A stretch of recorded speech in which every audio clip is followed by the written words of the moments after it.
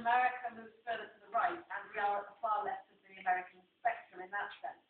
But also, just because you have an underdog doesn't mean the underdog solution is a left-wing solution. Karen Travis is a fairly right-wing writer who writes with underdogs, but her solutions are militaristic, they are capitalist, they are free market. So that there's no automatic tendency there. I think it's tricky to say why science fiction in this country is left-wing, which is the only question I think I can really answer. What was the position? Possibly. I mean, the idea of futuristic speculation in this country, with the sole exception of future war stories, is almost all originating from groups like the Saviors and from utopianism. Sorry. Exactly, Morris. Sorry, people like that. Not the Korean English. I think what I'm trying to get at is that one of the fundamental differences, not always, but frequently between the left and the right, is that the right often believes this is as good as it gets, and the left don't. China talks about this, or talks about it in the World Cup, when he got very angry with some right-wing people. The left is fundamentally the left is fundamentally convinced we can do better. The right, not always, but generally, is much more about stopping things getting worse. But that is a really broad brushstroke, and I wouldn't have to want to argue it with any great subtlety. Can I interrupt? You suggested that maybe you could look at why British science fiction may be further to the left of American SF. I think we should look at why American SF is so fast to the right. And why I speculative tries to look at the origins of American science fiction, you need to look back to amazing stories to Hugo Gernsback inspired pulp revolution in the 1920s. And they the origin. It's a turning point. It's a turning point. It's when it hit mass popularity and critical mass. And I think this is the point where I really need to drag out. Average felony, one of the biggest sellers they ever had in America. Yeah, but huge. Called felony movement. Communitarian, left wing. But carry on with the meeting.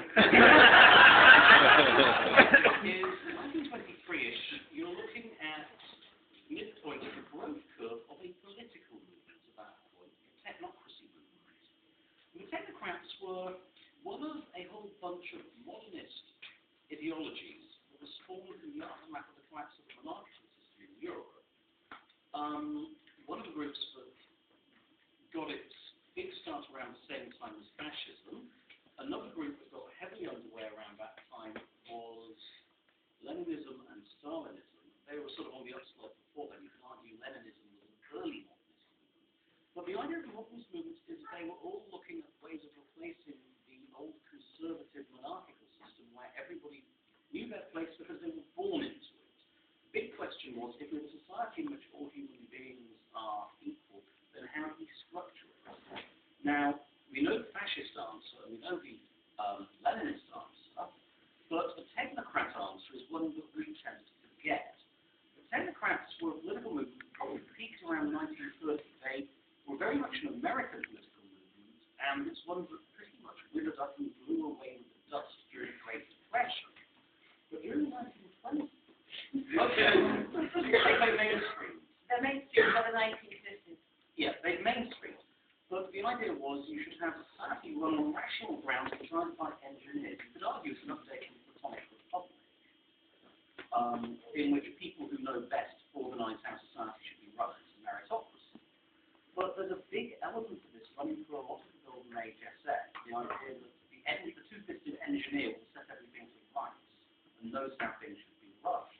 Well, this isn't conservative in the classical sense. It is actually a modernist movement, a bloody dangerous one as well. The one thing for which we should be glad is they didn't get the sufficient power early on as a totalitarian movement to build their own pyramids of skulls. I got to throw a spanner in this book, because technocracy on its own isn't necessarily a problem. The problem is that at the same time that technocracy and meritocracy have been going in the United States, so is eugenics. Because on the one hand, you have a movement that says we should reward people through merit. But on the other hand, you have a movement that's increasingly arguing that not all people are born equal. how do you square this circle? You do it by introducing testing. And there's a chap called Oliver Dunn who has a brilliant book called Corporatism, in which he talks about the way the middle classes, the new middle classes specifically, those who had been working class, who had come up on the shop floor and became managers, introduced exams for their children to take that required an extra couple of years of schooling so that the working classes couldn't make the same leap they had done. And this is actually happening in Britain at the moment. If you're about my age, 40, you'll remember there were loads of jobs you could do with 2 A levels that you now need a degree for. That's the way of solidifying classes, and one of the big ways this shows up is the origins of the SAT test. The SAT tests were intended to find native intelligence.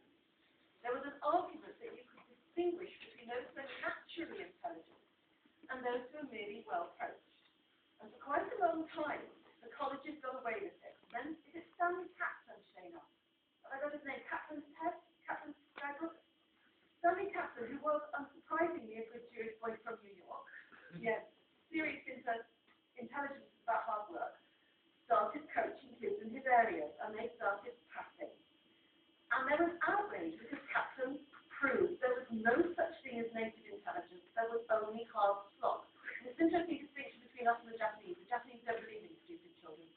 They just believe in working harder. Whereas we tend to assume that if children are slow, they will always be slow. There are good things and bad things, you understand. I'm not saying one's perfect.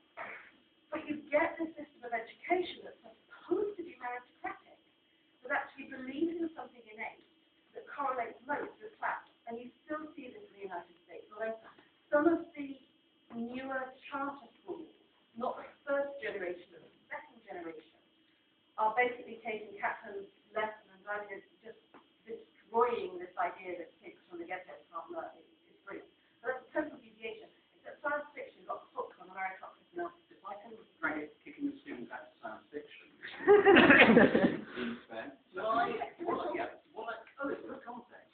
what I'd like to assert is that science fiction was originally the trash pulp fiction of the agitprop arm of a political movement.